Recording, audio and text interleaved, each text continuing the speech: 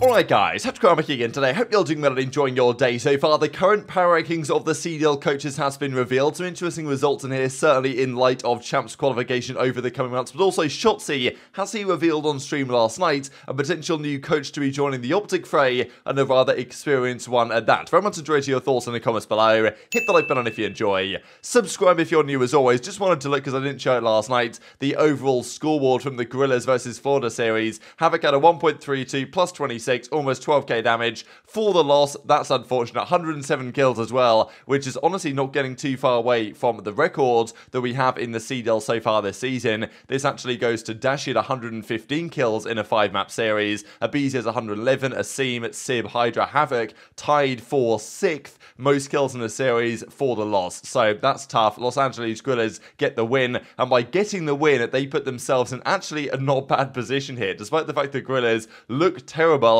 And according to the coaches here in a second, are the worst team in the world. No, well, not in the world, in the league, right? Okay, fair enough, we'll give them some credit. But they're actually doing alright. They find themselves in a spot where if they beat Vegas today, they actually probably make winners bracket, and we'll see that in a second, which is, kind of crazy to think about. If they'd have lost this series 3-2, and Florida probably should have won at Game 5 after the first few rounds they played, Florida would have eliminated themselves from winners bracket contention, but also eliminated LAG from winners bracket contention, which would have effectively solidified Vegas Legion as in the winners bracket. The way it is now, though, Vegas honestly have got a pretty hard time here, because they've played some tricky qualifiers, right, Vegas? They played 2 tough teams, they beat Thieves, they now beat Rokkr yesterday, and Rokkr are confirmed losers, Florida are confirmed losers. These are the 4 teams confirmed winners: FaZe, Ultra, Surge and Breach. Every other team over the coming days something can go wrong for, but as we see, Guerrillas, Subliners and OpTic, we're expecting all those teams to make winners, so there's only one team out of the remaining 3 that can make it, and Legion are in prime position to do so. But as I say, had Florida won that series yesterday, they'd have been 2-3. Guerrillas would have been 0-4 out of contention, but the 2-3 for Mutineers would have been such a bad map count that, they would have got through Legion effectively yesterday, because London are also in a similar boat. So they could have effectively guaranteed Legion's progression to the winners bracket for the first time in their history yesterday had Florida won. Because they didn't, it's now Legion versus Guerrillas today to effectively determine which team goes to winners. Now, there are some possibilities that even Thieves, Subliners or OpTic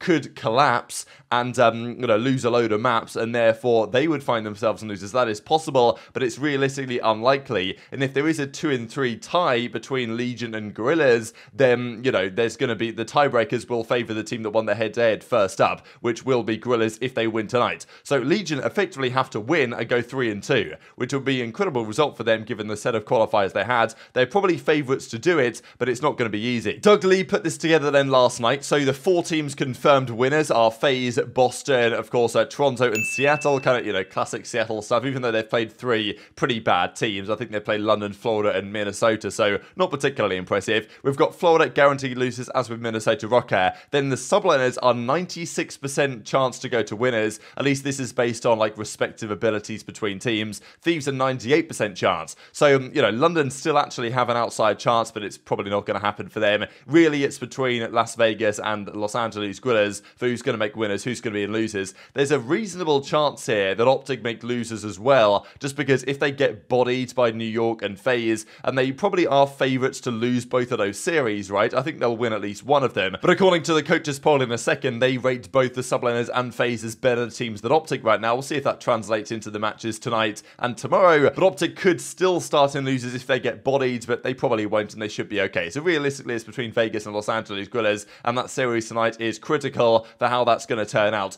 Just a quick update to the drama, because we saw yesterday that Attach was responding here, and Crimsix actually decided, you know what, Attach, I'm going to come for the jugular as well. He was going at him again on the flank last night as well, and he goes on to say, yeah, cute damage though. So basically saying, yeah, what are you playing at, Attach? Playing too slow. And of course, Crim is not a particularly big fan of players playing slow at all. Like his teams in the past, at least in recent memory, were very fast-paced and would get at 0.95, but they would often win the series getting out slays. This guy, Brighty, says, racing sim merchant, and Crim goes, I was winning tournaments when you were learning how to walk. Show some respect, put some respect on the name. So yeah, don't know what you guys think about that, right? We discussed it yesterday, the attach situation, and we know that this has been a conversation that's come up for a couple of years now. Certainly in Vanguard it was the thing, and even in Cold War it was the thing where, okay, is attach being as impactful as he could be on the map? And obviously when Rokkr start to lose, then that question is brought up more often than it has done in the past. Now, where do Rokkr sit in the coaches poll power ranking? So Mack asked all the coaches, like, who do they think right now to rank their team except from their own team,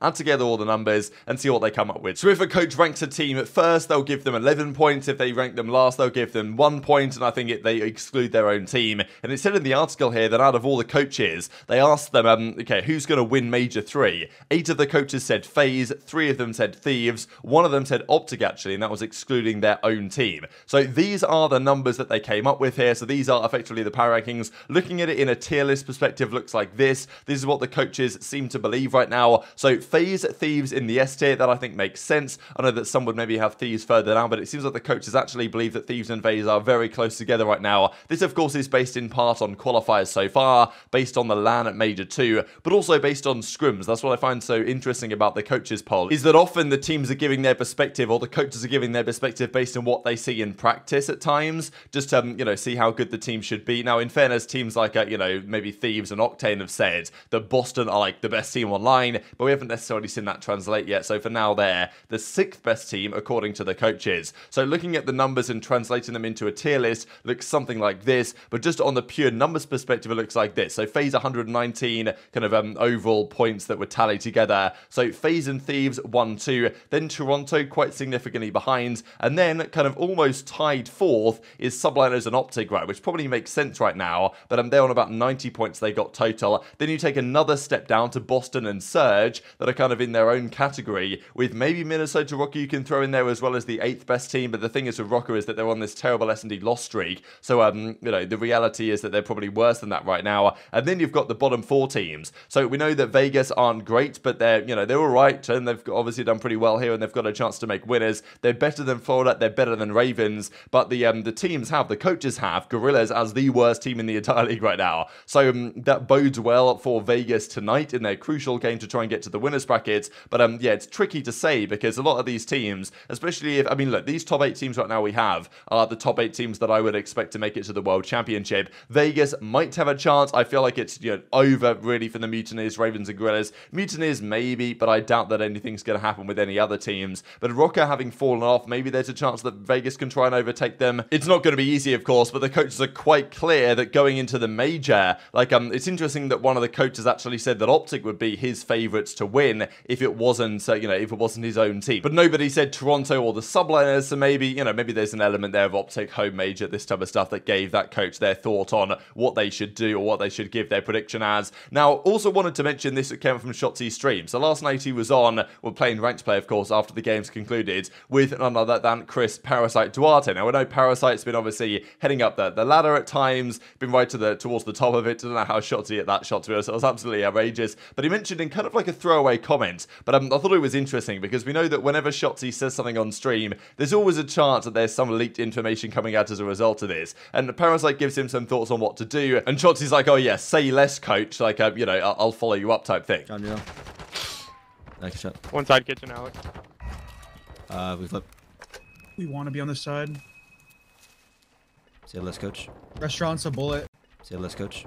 Say less, coach. So thanks to Zach for pointing that clip out to me. Like, I didn't unfortunately have a longer version of it because his VOD is not available. But do you think that was just like a throwaway comment there from Shotzzy where he's like, oh yeah, coach, as in, you know, experienced player, IGL of the team, whatever at the time, like, just let me know what to do and I'll follow you up type thing? Or was he saying that because there was a chance that they're considering Parasite from some sort of coaching role? Because my perspective on OpTic is they've got rid of Rambo. Obviously, it didn't work out there with Dashy. But when they picked up Ghosty, they consulted Parasite, they consulted Fellow. Of course, Fellow, I thought honestly he might go with Ghosty to be a coach of OpTic, to be honest, but he's now still a player again on Florida, which is good for him. But also Parasite, they consulted his wisdom on the challengers players. He recommended Ghosty. Of course, he's playing a fair bit with Shotzzy in these ranked play games over the last few days. And obviously, okay, look, JP Krez is their kind of coach analyst type role right now, but he's not really the same coach maybe that other players could be. He's not necessarily going to be the man management guy. He's not necessarily going to be giving specific specific advice on certain rotations and stuff. And I do feel like Parasite could be a valuable coach for OpTic. Maybe not on the man management side, just because there's some questions about that. But Parasite's played this game at a reasonable level in challenges. And I always think that's a question with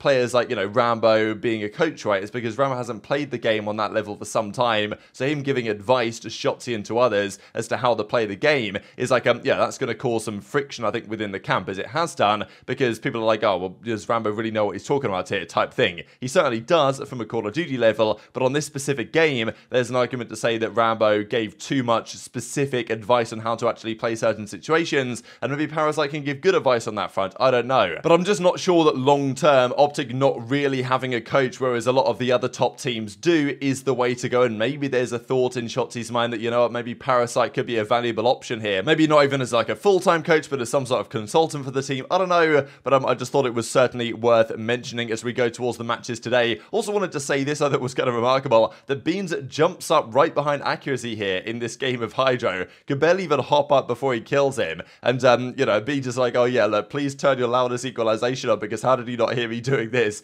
So I thought it was pretty entertaining, actually. Like, how did aCaBeZy not hear him? Even if he didn't have loudest equalization on, you'd have thought that he would have heard him, to be honest. And aCaBeZy's like, I'm not a coward. So, confirming that he doesn't use it. Sasha's like, that's respectable. But, of course, we know that Sasha's team might be using it right now based on the information we heard from last weekend's. So, aCaBeZy confirming that he doesn't use it, and that clip pretty much confirms that as well. These then are the 4 games of today. So, Rokkr versus Thieves. Honestly, these are great games. Finally, we have some good games. Rokkr Thieves, you've got to favour Thieves right now. Like, Rokkr have looked terrible. They've played some bad teams and lost to them, so Thieves should, mop the floor. Obviously, they're on that 9 losing streak in Search and Destroy, which is pretty terrible. They're going to try and match FaZe's winning streak right now. But, they could lose another 2 searches today if they really wanted to, and if this went to game 5. But yeah, I think Thieves take this one 3-1 or something. I'll give Rokkr a map this time. Then Guerrillas Legion. I feel like this is going to be a game 5. I'm going to take Vegas to win though. Like, I do want them to make winners, so I'm hoping that they do. So I'll take Legion game 5. I feel like it's going to be a tight series though. The control has been pretty bad for Vegas as well, so I feel like Guerrillas could take that one. So going to be a tight series, I think, but I'm going to take Legion to come out and get the winners back in spots.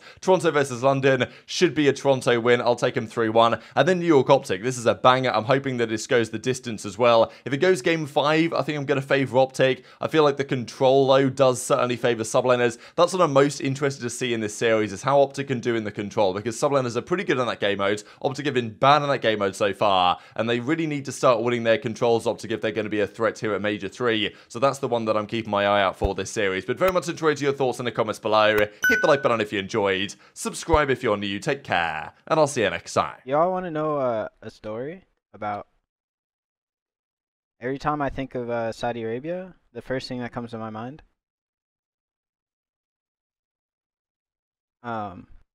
it's the first time, or first time telling people this. So when I was a baby, my parents tell me this story. So like, obviously I have no recollection of it. It's just I have a scar from it and a story from my parents. So when I was a baby, we lived in Saudi Arabia, obviously, and I got bit by a spider, not just any spider, a camo spider. Hey, wake up. On my neck, and it laid eggs on my neck. And my parents always say it was the scariest time of their life, one of the scariest time of their life, because I was a toddler, I was a baby. I almost died. I don't know if I could be gassing it. I could be gassing it, but that's what they made it sound like, bruh. So like, every time I think of Saudi Arabia, I think of that. And I still have the scar from it. But yeah.